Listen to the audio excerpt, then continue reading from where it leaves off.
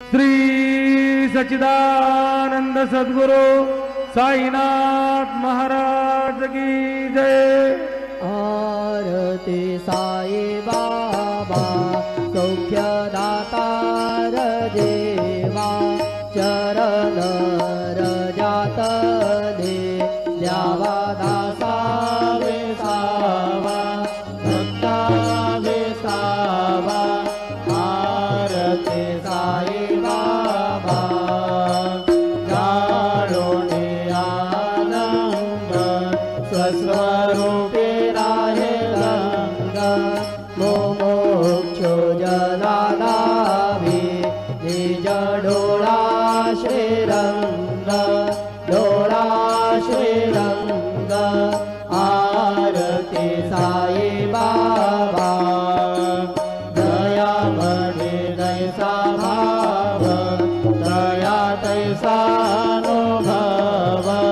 दावी से दया गणा ऐसे तुझे माव तुझे माव। आरती साई बाबा तुमचे नाम ज्ञाता हरे संस्कृती व्यथा अगाध तव करणे मार्ग दाविसे अनाथा दाविसे अनाथा। आरती साई बाबा कलियुगे अवतार सगुण परब्रह्म साचार अवतीर्ण झाला से स्वामी दत्त दिगंबर दत्त दिगंबर। आरती साई बाबा आठा दिवसा गुरुवारी भक्त करे पेवारी प्रभु पद पाहावया भव भय निवारी भय निवारी। आरती साई बाबा माझा निज द्रव्य ठेवा तव चरण रज सेवा मागणे हेची आता तुम्हा देवाधिदेवा देवाधिदेवा। आरती साई बाबा इच्छित दिन जातक निर्मल तोय निज सुख पादावे माधवाया सांभळ पुणे भाक आपुणे भाक। आरती साई बाबा सौख्यदातार देवा चरण रजातले द्यावा दासा विसावा भक्ता विसावा। आरती साई बाबा शिर्डी माझे पंढरपूर साई बाबा रमावर बाबा रमावर साई बाबा रमावर। शुद्ध भक्ती चंद्रभागा भाव कुंडलिक जागा कुंडलिक जागा भाव कुंडलिक जागा। याहू याहू अवघे जन करू बाबांचे वंदन साई से वंदन करू बाबांचे वंदन। गणो म्हणे बाबा साई धाव भाव माझे आई भाव माझे आई धाव भाव माझे आई। झालेल डांगण वंदीन चरण डोळ्यात पाहिन रूप तुझे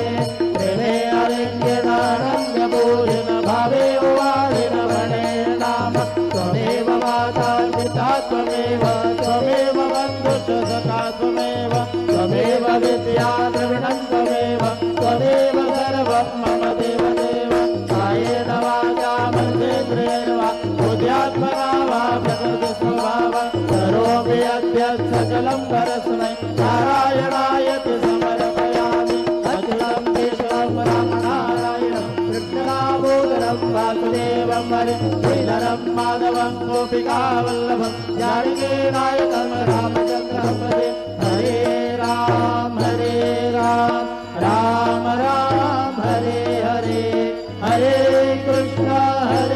कृष्ण कृष्ण हरे हरे श्री गुरुदेव दत्त अनंता तुला ते कसे रे स्तवावे अनंता तुला ते कसे रे नमावे अनंता मुखांचा शिणे शेष गाता नमस्कार साष्टांग श्री साईनाथ स्मरावे मने त्वत्पदानित्य भावे पुरावे तरी भक्तीसाठी स्वभावे तरावे जगातारुणी मायताता नमस्कार साष्टांग श्री साईनाथा वसे जो सदा दावया संतलीला दिसे आज्ञ लोका परिजो जनाला परिअंतरिज्ञान कैवल्यनाथा नमस्कार साष्टांग श्री साईनाथा कराला जलाजन महामानवाचा नरासार्थका साधने भूत साचा धरू साई प्रेमा गळाया अहंता नमस्कार साष्टांग श्री साईनाथा धरावे करी सानलपद्य बाला करावे अमानंद चुंबो निघाला मुखी घाल प्रेमे कराग्रास आता नमस्कार साष्टांग श्री साईनाथा सुराधिक ज्यांच्या पदावंदिता ते शुकाधिक जाते समानत्व देते प्रयागादि तीर्थे पदे नम्र होता नमस्कार साष्टांग श्री साईनाथा तुझ्या ज्या पदा पाहता गोपबाली सदा रंगलेचे स्वरूपे मिळाले तरी रास क्रीडा सवे कृष्णनाथा नमस्कार साष्टांग श्री साईनाथा तुला मागतो मागणे एक द्यावे करा जोडितो दीन अत्यंत भावे भवे मोहनी राजहतारी आता नमस्कार साष्टांग श्री साईनाथा ऐसा येई बासाई दिगंबरा अक्षय रूपावतारा सर्वै व्यापक तो श्रुतिसारा अनुसया त्रिकुमारा बाबा येवा काशे स्नान जप प्रतिदिवशी कोल्हापुर भिक्षेति निर्मल नदी तुंगा जलप्राशी निद्रामाहुर्देशी ऐसा येवा झोळी लोंबतसे वाम करी त्रिशूल डमरुधारी भक्तावरद सदा सुखकारी देशील मुक्तिचारी ऐसा येवा पायी पादुका जपमाला कमंडलो मृगछाला धारण करशिवा नागजटा मुकुट शोभतो माता ऐसा येवा तत्पर तुझाया जे ध्यानी अक्षय त्यांचे सदनी लक्ष्मी वास करे दिनरजनी रक्षसी संकट वारुणी ऐसा येवा या परिध्यान तुझे गुरुराया दृश्य करे नयनाया पूर्णानंद सुखे ही काया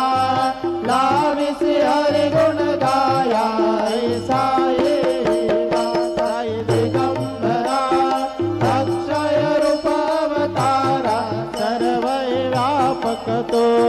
श्रुतिसारा अनुसयात्रिकुमारा बाबा येवा सदा सत्स्वरूपं चिदानन्दकन्दं जगत्सम्भवस्थानसंहारहेतुं स्वभक्तेच्छया मानुषं दर्शयन्तं नमामीश्वरं सद्गुरुं साईनाथं भवद्वान्तविद्वं समार्तण्डमीड्यं मनोवागतीतं मुनिर्ध्यानगम्यं जगद्व्यापकं निर्मलं निर्गुणत्वां नमामीश्वरं सद्गुरुं साईनाथं भवाम्भोधिमगनार्दितानां स्वपादाश्रितानां स्वभक्तिप्रियाणां समुद्धारणार्थं कलौ सम्भवन्तं नमामीश्वरं सद्गुरुं साईनाथं सदा निम्बवृक्षस्य मूलाधिवासात् सुधास्त्राविणं ते तमप्राप्रियन्तं तरुं कल्पवृक्षाधिकं साधयन्तं नमामीश्वरं सद्गुरुं साईनाथं सदा कल्पवृक्षस्य तस्याधिमूले भवद्भावबुद्ध्या सपर्यादिसेवा नृणां कुर्वतां मुक्तिप्रदन्तं नमामीश्वरं सद्गुरुं साईनाथम् अनेकाश्रुतातर्क्यलीलाविलासै समावेशकृतेशानभास्वप्रभावम् अहं भावहीनं प्रसन्नात्मभावं नमामीश्वरं सद्गुरुं साईनाथं सदां विश्रमाराममेवाभिरामं सदा सज्जनैः सुतं सन्नमद्भिः जनामोददं भक्तभद्रप्रनन्दं नमामीश्वरं सद्गुरुं साईनाथम् अजन्माद्यमेकं परब्रह्म साक्षात् स्वयं सम्भवं राममेवावतीर्णं भवद्दर्शनासं पुनीतप्रभोऽहं नमामीश्वरं सद्गुरुं साईनाथम् श्रीसायीश कृपानिधे किल नृणां सर्वार्थसिद्धप्रद युष्मत्पादरजप्रभावमतुलं दातापि वक्ता क्षमः सद्भक्त्या शरणं कृताञ्जलिपुट सम्प्रापितोऽस्मि प्रभो श्रीमत्साई परेशपादकमला नान्यच्छरण्यं मम साई रूपधर राघवोत्तम भक्तकामविबुधध्रुवं प्रभो माययोपहत चित्तशुद्धये चिन्तयाम्यहर्निशं मुदा शरत्सुधाशोम्रदिवं प्रकाश कृपादपात्रं तव साईनाथ त्वदीयपादाब्जसमाश्रितानां स्वच्छाययातापमपाकरोतु उपासनादैवत साईनाथ स्तवैर्भयोपासनिना सुतस्व रमेन्मनोन्मे तव पादयुग्मे भृङ्गो यथाब्जे मकरन्दलुब्धः अनेकजन्मार्जितपापसंक्षयो भवेद्भवत्पादसरोजदर्शनात् क्षमस्व सर्वानपराधपुञ्जकात् प्रसीद साई सद्गुरो दयानिधे श्री साईनाथ चरणामृतपूतचित्ता तत्पादसेवनरता सततं च भक्त्या संसारजन्यदुरितोऽधवनिर्गतास्ते कैवल्यधाम परमं समवाप्नुवन्ति स्तोत्रमेतत्पठेद्भक्त्या यो नरस्तन्मनः सदा सद्गुरु साईनाथस्य कृपापात्रं भवेत् ध्रुवम् रुसो मम प्रियाम्बिका मजबरे पिताये रुसो मम प्रियाङ्गना प्रियसुतात्मजाये रुसो भगिनी बन्धुहे श्वशुरसासुभाये रुसो दत्त गुरु साई मजबरे कदे रुसो सुनबाईत्या मजन भ्रातृजाया पुसो पुसो न प्रिय सोय रे प्रिय सगे न ज्ञाती पुसो पुसो सुहृदना सखा स्वजननाप्त बंधो पुसो परे न गुरु साई मा मजबरी कधे रुसो पुसो न बला मुले तरुण वृद्ध हीना पुसो पुसो न गुरु धाकुटे मदन तोर साधे पुसो पुसो न चबले मोरे सुजन साधु हीना पुसो परे न गुरु साई मा मजबरी कधे रुसो रुसो चतुर तत्त्वविद् विबुध प्राज्ञ ज्ञानी रुसो रुसो हि विदुषी स्त्रिया कुशल पंडिता हि रुसो रुसो मयि पतीयते भजकतापसे रुसो ददत्त गुरु साई मा मजबरी कधे रुसो रुसो कवि ऋषि मुनि अनग सिद्ध योगी रुसो रुसो हि गृह देवता निकुल ग्राम देवी रुसो रुसो कल पिशाच हि मलिन डाकिनी रुसो ददत्त गुरु साई मा मजबरी कधे रुसो रुसो मृग गग कृमि अखिल जीव जन्तु रुसो रुसो विटप प्रस्तरा अचल आपगाते रुसो रुसो कपवनाग्निवान् अवनि पंचतत्त्वे रुसो ददत्त गुरु साई मा मजबरी कधे रुसो रुसो विमल किन्नरा अमल यक्षिणी रुसो रुसो शशिखलादि गगनितारकाये रुसो रुसो अमर राजहि अदय धर्मराजा रुसो ददत्त गुरु साई मा मजबरी कधे रुसो रुसो मन सरस्वती चपल चित्तते रुसो रुसो वपुति शाखिला कठिन काल तो हि रुसो रुसो सकल विश्वहि मयि तु ब्रह्म गोलम रुसो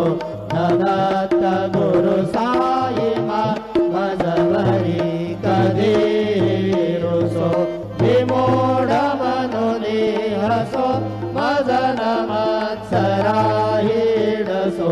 पदाभिरुचि उल्लसो जनन करदमीनापसो न दुर्गधृति साधसो अशिव भाव मागे कसो प्रपंचि मनये रुसो दृढ विरक्ति चित्तेटसो कुणाची गृणानसो न च स्पृहा कशाचे असो सदैव हृदयीवसो मनसि ध्यानि साईवसो पदे प्रणयवो रसो निखिल दृश्य भावादिसो ददत्त गुरु साई मा उपरि याचनेला रुसो हरि ओम यज्ञेन यज्ञमय जन्त देवा स्थानि धर्मानि प्रथमान्यासन्न तेह नागं महिमानः सजन्त यत्र पूर्वे साध्या सन्ति देवाः ॐ राजाधिराजाय प्रसह्य साहिने नमो वयं वै श्रवणाय कुर्महे समे कामान् कामकामाय मह्यं कामेश्वरो वै श्रवणो ददातु। कुबेराय वैश्रवणाय महाराजाय नमः। ॐ स्वस्ति साम्राज्यं भोज्यं स्वराज्यं वैराज्यं पारमेष्ठ्यं राज्यं महाराजमाधिपत्यमयं समन्तपर्या ईशात् सार्वभौमः सार्वायुषान्तादात् परार्धात् पृथिव्यै समुद्रपर्यन्ताय एकराळितदप्पेष श्लोको धिगीतो मरुतः परिवेष्टारो मरुतस्यावसंगृहे आवीक्षितस्य कामप्रेर्विश्वे देवाः सभासदेति श्रीनारायण वासुदेवाय सच्चिदानंद सद्गुरु साईनाथ महाराज की जय। करचरणकृतं वा कायजं कर्मजं वा श्रवणनयनजं वा मानसं वा पराधं विहितमविदितं वा सर्वमेतत्क्षमस्व। जय जय करुणाब्धे श्री प्रभो साईनाथ श्री सच्चिदानंद सद्गुरु साईनाथ महाराज की जय।